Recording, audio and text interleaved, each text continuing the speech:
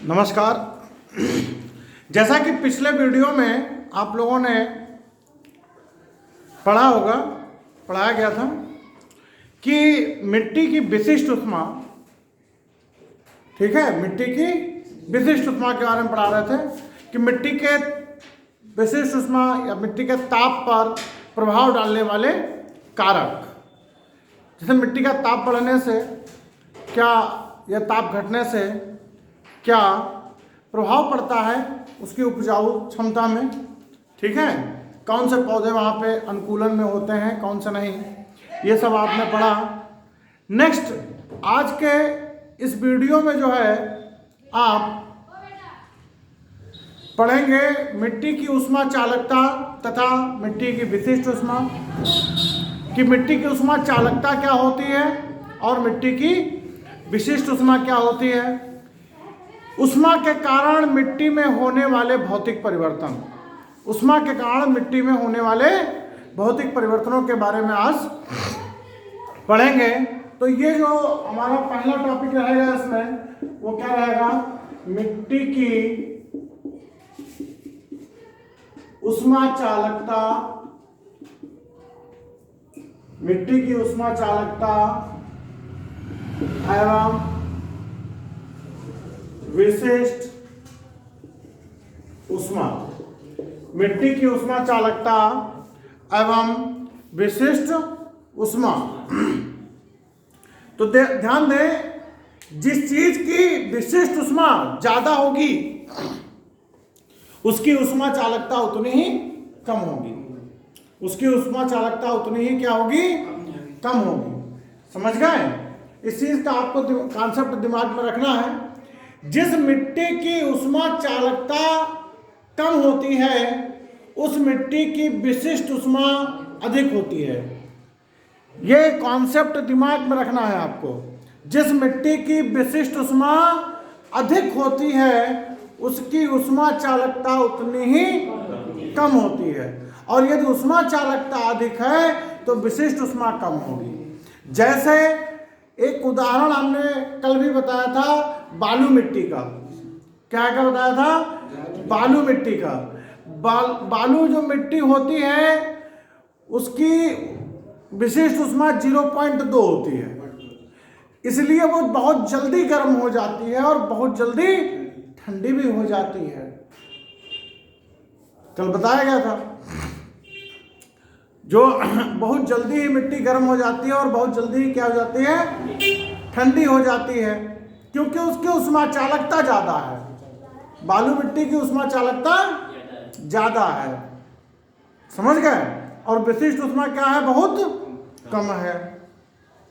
ये बात समझ गए? तो जिस मिट्टी की विशिष्ट ऊष्मा जितनी ज्यादा होगी उतनी ऊष्मा चालकता कम होगी, और जितनी ऊष्मा चालकता अधिक होगी उतनी ही विशिष्ट ऊष्मा कम होगी। बात समझ गए? ठीक है। और ध्यान रखें इस चीज का, जैसे मान लिया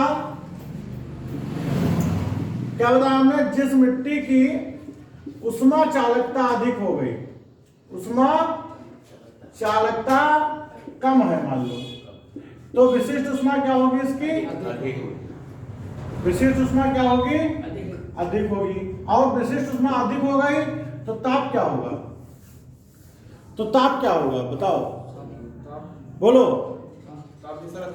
ताप नीचे ही होगा फिर, तो ताप क्या होगा, नीचा ताप होगा इसका, तो नीचा ताप होगा। समझ गए? तो ताप भी कैसा होगा, नीचा, मतलब डाउन होगा टेम्परेचर उसका, क्योंकि उसकी ऊष्मा चालकता कम है।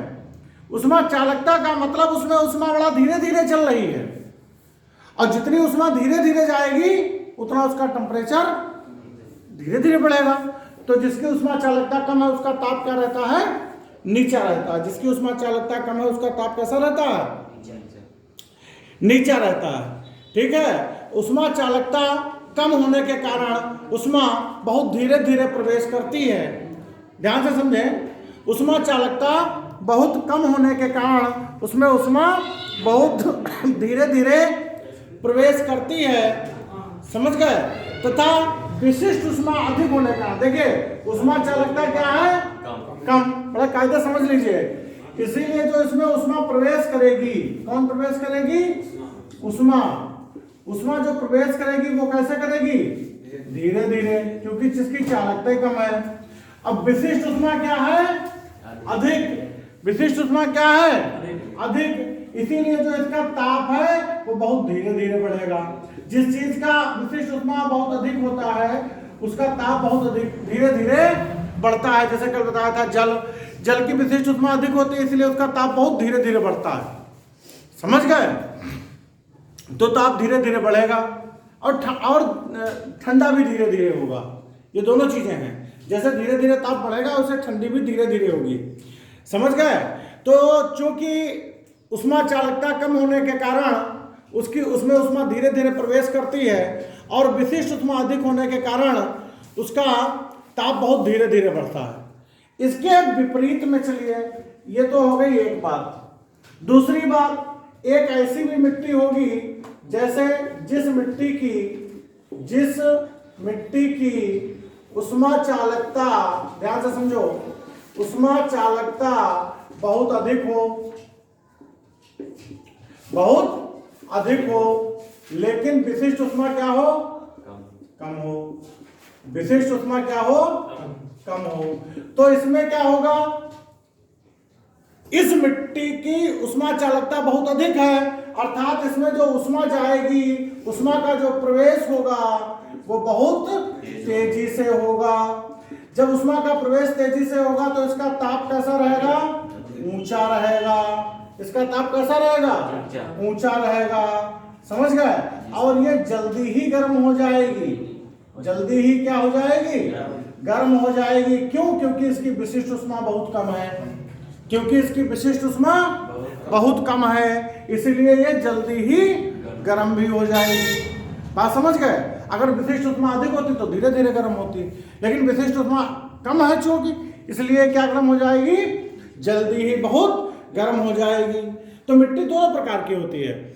एक ऐसी मिट्टी जिसकी उष्मा चालकता बड़ी कम है और विशिष्ट उष्मा बहुत अधिक है, उसका ताप नीचा रहेगा। उसका ताप कैसा रहेगा? नीचा रहेगा और बड़ा धीरे धीरे गर्म होगी। समझ गए? दूसरे प्रकार की उष्मा मिट्टी जिसकी उष्मा चालकता बहुत अधिक है, विशिष्ट उष्मा बहुत कम है, अर्थात बड़ी जल्दी से गर्म हो जाएगी और उसका ताप ऊंचा रहेगा। उसका ताप क्या रहेगा? ऊंचा रहेगा और जल्दी ही क्या हो जाएगी? गर्म हो जाएगी। शीघ्र ही ताप इसका बढ़ जाएगा। बात समझ गए? चिकनी जो महीन कणों वाली तथा चिकनी मिट्टी में प्रतिशत रंध्रावकाश अधिक होता है। बात समझ लीजिए, जो चिकनी मिट्टी होती है, चिकनी समझ गए? चिकनी मिट्टी जानते हैं? चिकनी मिट्टी कौन सी होती है? महीन कणों वाली। महीन कणों वाली चिकनी मिट्टी में क्या? प्रतिशत रंध्रावकाश, कल हमने इसके बारे में बताया था। प्रतिशत रंध्रावकाश, प्रतिशत रंध्रावकाश को हम क्या कहते हैं? सरंध्रता। क्या कहते हैं? सरंध्रता। और अंग्रेजी में क्या कहते हैं? पोरोसिटी। पोरोसिटी। इसकी पोरोसिटी अधिक होती है। किसकी? महीन कणों वाली जो मिट्टी, चिकनी मिट्टी होती है, इसमें प्रतिशत रंध्रावकाश, पोरोसिटी क्या होती है? अधिक होती है और रंध्रावकाश में हवा भरी रहती है। जो रंध्रावकाश होते हैं, जैसे ये मिट्टी है, इसके ये कण हो गए, इन कणों के बीच में जो रिक्त स्थान है, इन रिक्त स्थानों में क्या भरी रहती है? वायु। और वायु उष्मा की क्या है? वायु जो है उष्मा की क्या है? कुचालक है। वायु उष्मा की क्या है? कुचालक है। बात समझ रहे हैं ना? वायु उष्मा की क्या है? और इसमें प्रतिशत रंध्रावकाश ज्यादा है। प्रतिशत रंध्रावकाश क्या है? ज्यादा है। और उन रंध्रावकाशों में क्या भरी है? वायु। और वायु उष्मा की क्या है? कुचालक है। अर्थात इसकी विशिष्ट उष्मा क्या हो जाएगी? अधिक हो जाएगी। क्योंकि वायु उष्मा की कुचालक है, वायु में उष्मा प्रवेश करने में समय लगेगा। समझ गए? तो वो धीरे धीरे गर्म होगी। कैसे गर्म होगी? धीरे धीरे गर्म होगी। तो चिकनी मिट्टी में प्रतिशत रंध्रावकाश अधिक हो जाने के कारण, उसमें रंध्रावकाशों में हवा भरे रहने के कारण उसकी उष्मा चालकता कम हो जाएगी और विशिष्ट उष्मा अधिक हो जाएगी। उष्मा चालकता कम हो जाएगी। क्यों? क्योंकि इसमें वायु भरी है और वायु उष्मा की क्या है? कुचालक है। वायु उष्मा की क्या है? कुचालक है। वायु उष्मा की कुचालक होने के कारण उसमें उष्मा अंदर जाने से रोकेगी वायु। समझ गए? कुचालक होने के कारण वायु क्या होगी? उसमें उष्मा प्रवेश को रोकेगी कि इसके अंदर उष्मा ना जा पाए, क्योंकि वायु उष्मा की क्या है? कुचालक है। इसीलिए यह क्या होगा, इसमें इसकी जो उष्मीय चालकता होगी, जो इसकी उष्मीय चालकता होगी वो क्या हो जाएगी? उष्मीय चालकता इसकी क्या हो जाएगी? कम हो जाएगी। ये धीरे धीरे गर्म होगी। बात समझ गए? उष्मीय चालकता क्या हो जाएगी? कम, अर्थात ये धीरे धीरे गर्म होगी। अतः चिकनी मिट्टी का ताप नीचा रहेगा। अतः चिकनी मिट्टी का टोटल इसका निष्कर्ष कैसा निकला? अतः जो चिकनी मिट्टी है, जो चिकनी मिट्टी है, इसका ताप कैसा रहेगा? नीचा रहेगा। इसका ताप कैसा रहेगा? जो चिकनी मिट्टी का ताप कैसा रहेगा? नीचा रहेगा। चिकनी मिट्टी का ताप कैसा रहेगा? नीचा रहेगा। बात समझ में आ गई? बोलो बोलो बोलो। बात समझ में आ गई? ठीक। अच्छा, इसके विपरीत एक बलुई मिट्टी है जो इधर हमारी चल रही थी। उधर तो चिकनी थी, इधर क्या थी? बलुई। अब इसमें क्या है? इसमें भी एक कण है, लेकिन इसके कण मोटे मोटे हैं, तो इनके बीच भी रिक्त स्थान है, लेकिन मोटे कणों की वजह से जो प्रतिशत रंध्रावकाश है, मान लिया प्रतिशत रंध्रावकाश, मान लो ये 1 मीटर स्क्वायर जगह है, ये भी 1 मीटर स्क्वायर जगह है, तो इसमें रंध्रावकाश ज्यादा होगा। जो परसेंटेज निकालेंगे, जो परसेंटेज निकालेंगे हम रंध्रावकाश की, वो चिकनी में ज्यादा होगा, बलुई में क्या होगी? कम, क्योंकि ये मोटे कणों वाली बलुई मिट्टी है। तो इसमें रंध्रावकाश इसमें भी होगा, लेकिन इसमें कम प्रतिशत रंध्रावकाश क्या होगा? कम होगा। इसीलिए इसमें की उष्मा चालकता क्या होगी? अधिक होगी, और इसमें उष्मा जल्दी प्रवेश कर जाएगी, और इसकी विशिष्ट उष्मा क्या हो जाएगी? कम। इसी के लिए इसका ताप कैसा रहता है? ऊंचा रहता है। किसका ताप ऊंचा रहता है? बलुई का।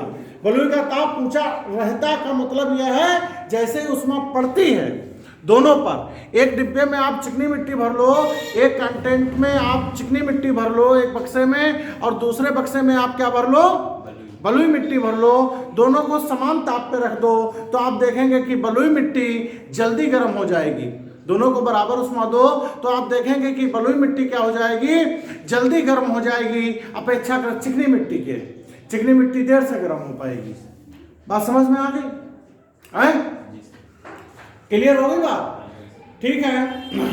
तो कम उष्मा चालकता के कारण, कम उष्मा चालकता के कारण यहाँ पे क्वेश्चन ये बताओ, क्वेश्चन ये आता है कि किस मिट्टी में पाला देर से घुसेगा? किस मिट्टी में पाला देर से घुसेगा? अब आप खुद देख सकते हो, समझ सकते हो, इतना समझाया गया है। किस मिट्टी में पाला देर से घुसेगा? चिकनी में, क्योंकि उसकी उष्मा चालकता क्या है? कम है। अगर वो देर में गर्म होती है तो देर में ठंडी भी होगी, क्योंकि विशिष्ट उष्मा अधिक है। समझ गए? तो चिकनी मिट्टी में उसकी उष्मा चालकता कम होने के कारण पाला देर से घुसता है, जबकि अधिक उष्मा चालकता के कारण बलुई मिट्टी में पाला अति शीघ्र से शीघ्र अधिक गहराई तक पहुंच जाता है। बात समझ गए? नेक्स्ट, अगला जो पॉइंट हमारा रहेगा, अगला जो पॉइंट रहेगा वो क्या रहेगा? उष्मा के कारण मिट्टी में भौतिक परिवर्तन। ये जो उष्मा बताई है, इसके कारण मिट्टी में कौन कौन से भौतिक परिवर्तन होते हैं, ये चीज समझ में आ गई आपकी? तो किसकी उष्मा चालकता ज्यादा होती है? बलुई मिट्टी की। चिकनी मिट्टी की क्या अधिक होती है?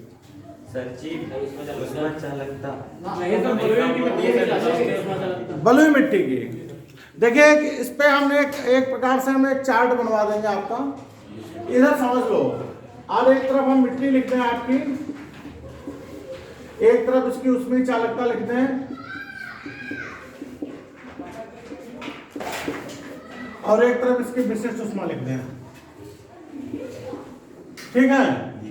तो इसको आप ऐसे समझ लीजिए, जो आपकी बलुई मिट्टी रहेगी बलुई मिट्टी की उष्मा चालकता क्या रहेगी? अधिक रहेगी। और विशिष्ट उष्मा क्या रहेगी? कम। विशिष्ट उष्मा क्या रहेगी? कम रहेगी। समझ गए? और इसका ताप कैसा रहेगा? इसलिए ताप जो रहेगा इसका ऊंचा रहेगा। ताप ऊंचा। ऊंचा का मतलब जो ताप ऊंचा बिना लिखे, ये ऐसा नहीं है कि ताप हमेशा ऊंचा रहता है, ये जल्दी गर्म हो जाता है। ताप पर इसका क्या प्रभाव पड़ेगा? ये शीघ्र ही गर्म होगी, शीघ्र ही गर्म हो जाएगी और शीघ्र ही ठंडी भी हो जाएगी। समझ गए? इसका जो ये विकिरण वाला है पार्ट जल्दी हो जाता है। अगर यहाँ पे बात कर ले हम दोमट मिट्टी की, तो ये सामान्य रहता है। ये सब कुछ इसमें क्या रहता है? सामान्य रहता है। अगर बात हम कर लें चिकनी मिट्टी की, किसकी कर लें? चिकनी मिट्टी की, तो उसमें चालकता क्या होती है? कम। विशिष्ट उष्मा क्या होती है? अधिक होती है और ये देर से गर्म होती है। तो इसमें पाला भी देर से घुसेगा। समझ गए? देर से गर्म और देर से ठंडी होगी। बात समझ गए?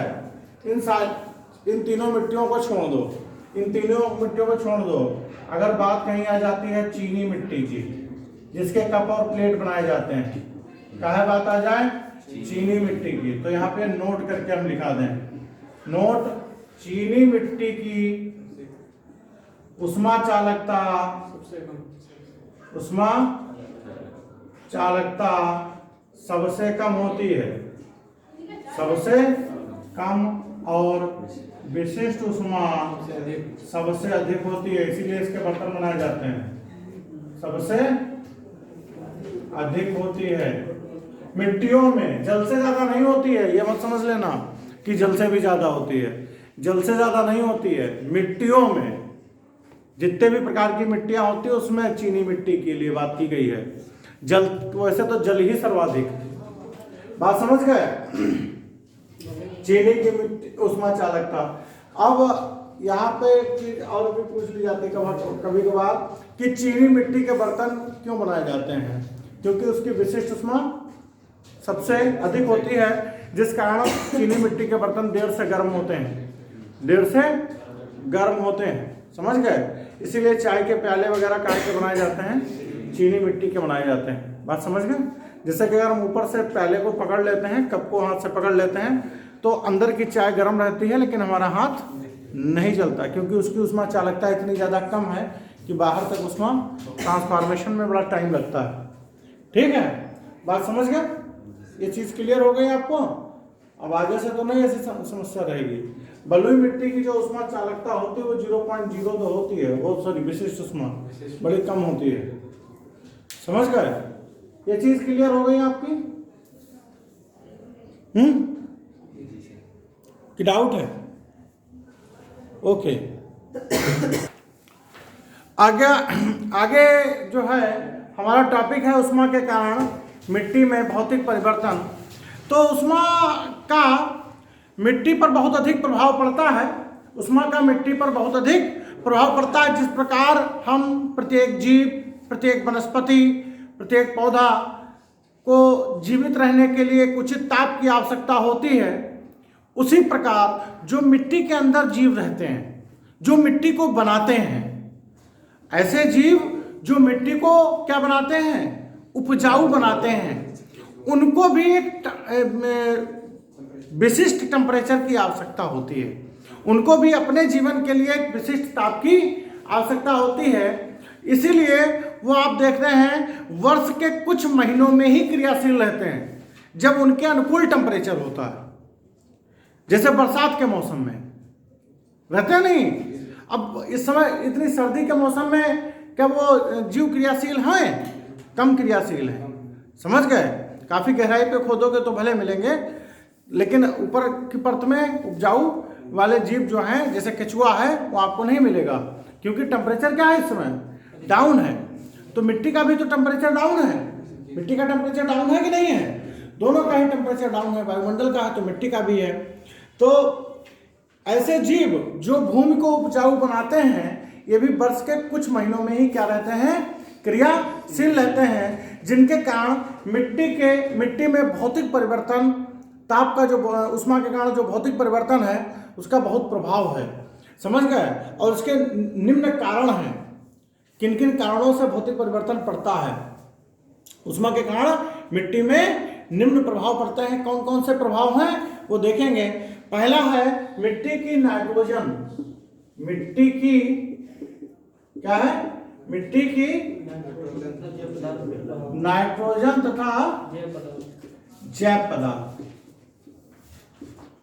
ठीक है, मिट्टी के नाइट्रोजन और उनके जैव पदार्थ, मिट्टी के नाइट्रोजन और उनके जैव पदार्थ। मिट्टी का उष्मा का मिट्टी की नाइट्रोजन तथा जैव पदार्थ ऑर्गेनिक मैटर पर विशेष प्रभाव पड़ता है।